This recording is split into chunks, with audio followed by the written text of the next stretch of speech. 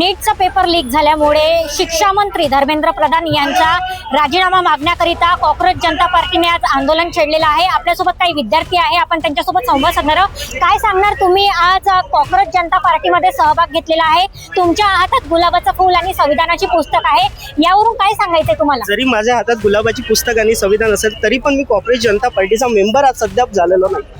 मी फक्त इथे जे लोकांचं भविष्य आहे, जे आमच्या येणाऱ्या पिढीचं भविष्य आहे, जे पेपर आणि शिक्षण या दोन गोष्टीसाठी इथे बोलायला आलो आहे। मेन म्हणजे या गव्हर्नमेंटची कुठलीही शिक्षा नीती, या शिक्षाबद्दल कोणतीही दिलचस्पी या गव्हर्नमेंटची आम्हाला दिसत नाही। हे संविधान हातात ठेवून फक्त संविधान विरोधी करण्याचं काम करण्याचं हे सरकार करत आहे। यांच्या हातात नेहमी संविधान असते, पण यांचे कोणतेही धोरण हे संविधान नाशी जुळरीत नसतात, हे हमेशा संविधान विरोधी असतात। आता 80 पेक्षा जास्त पेपर लीक झाले आहेत, तरी पण या गव्हर्नमेंटनी त्या शिक्षण मंत्र्यांचा इस्तिफा घेतलेला नाही आहे अद्यापही। तरी पण आम्हाला कळत नाही की असं का होत आहे। शिक्षण मंत्र्याचा इस्तिफा कधी घेण्यात येईल, आम्ही याच्यासाठी इथे आलो आहे। नक्कीच काय सांगणार? तुमच्या हातात देखील फलक सुद्धा आहे, यावरून या फलकावरून नेमकं तुम्हाला काय सांगायचंय? आमचे धर्मेंद्र प्रधान जे आहेत मंत्री, एज्युकेशन मिनिस्टर, त्या बाईक नाही राहिल्या। तरी एक नाही दोन नाही कितीतरी पेपर फुटीला आले आहेत। याच्या पहिले पण नीट पेपर फुटलेला आहे, यावेळेस पण तसंच झालेला आहे। मोदीजीने त्यांचा इस्तिफा घ्यावा आणि दुसरा मिनिस्टर बसवावा। थँक्यू। नक्कीच आपल्यासोबत आणखी काही विद्यार्थी आहे, आपण त्यांच्याशी संवाद साधणार आहोत। दादा, कुठनं आलेला आहे आणि तुम्ही आज कॉक्रोच जनता पार्टीमध्ये सहभागी झालेला आहेत? काय म्हटलं? कुठनं आलेले आहेत आणि आज तुम्ही मी नागपूरतूनच आलो। मी आज कॉक्रोच जनता पार्टीमध्ये सहभाग झालेला आहे, काय सांगणार?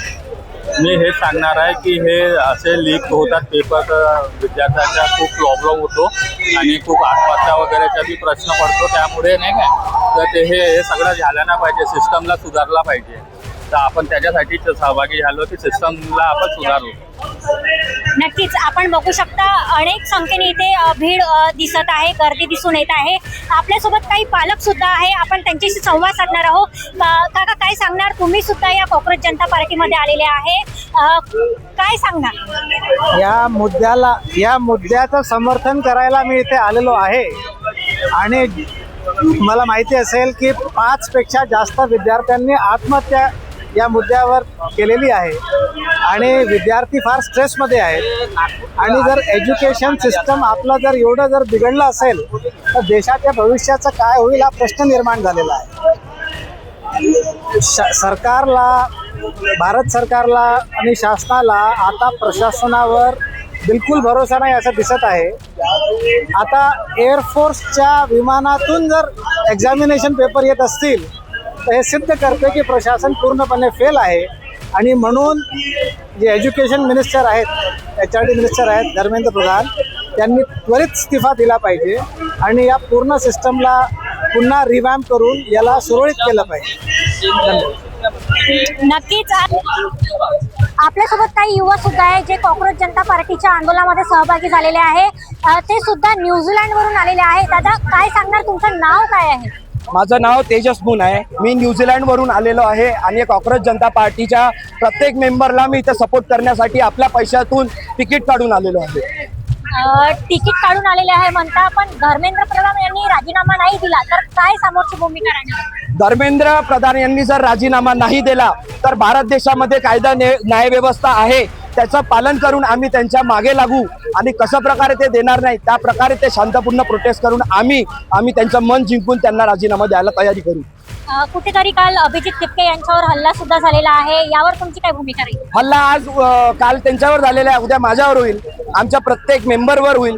तरी मेंबरांनी ना संदेश आहे की घाबरू नका, हल्ले प्रत्येकपणे होत राहतात, कारण हल्ले करणाऱ्यांना फंड पुरवला जातो आणि न्याय मागणाऱ्याला कोणी फंड पुरवत नाही।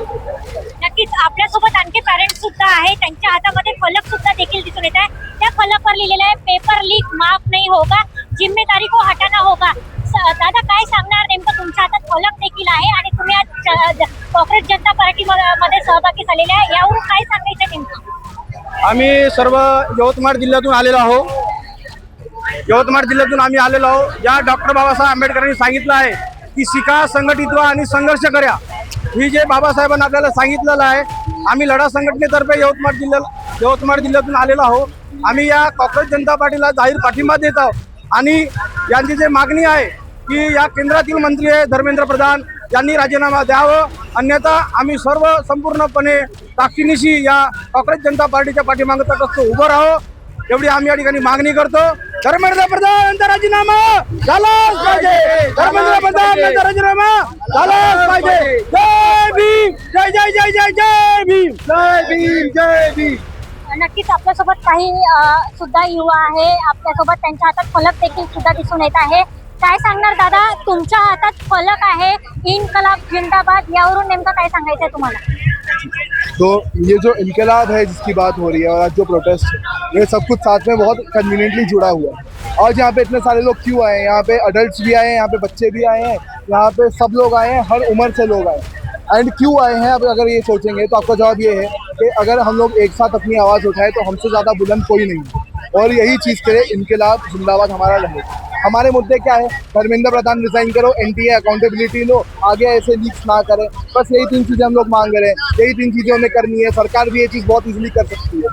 हमारी बस ये एक मांग है कि इनकलाब जिंदाबाद रखा जाए, क्योंकि अगर हमें ये हमारी ये स्पिरिट अगर मारी गई तो आगे हमारे पास कुछ रहेगा ही नहीं. This is all we have our voices, we have our spirit, and हमें यही आगे लेके जानी पड़ेगी, जागरूकता बढ़ानी पड़ेगी, नहीं तो हमारे हाथ से सब कुछ छूट जाएगा.